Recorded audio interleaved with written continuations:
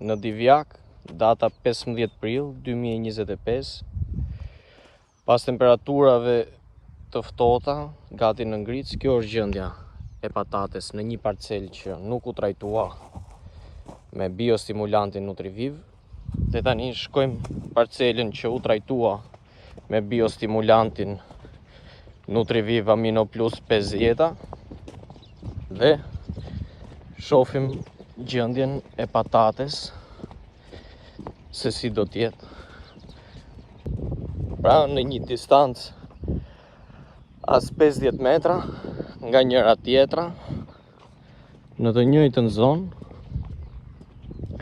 I vetmi ndryshimi ishte që në kohën e dur, kur filluan temperaturat e ftohta, bima u trajtua me biostimulantin Nutriviv Amino Plus 50 dhe krahasimisht me ato ku pam, kjo është gjendja e patates që u trajtua. Pra vjen re qartë që janë bimët shumë të ruajtura, shumë të zhvilluara, kanë problemin disa gjethe ato që u kapën nga ngrica, por kanë filluar përsëri aktivitetin ushqimor dhe tritjes. Kjo është fuqia e aminoacideve dhe e biostimulantit Nutriviv Amino Plus 50.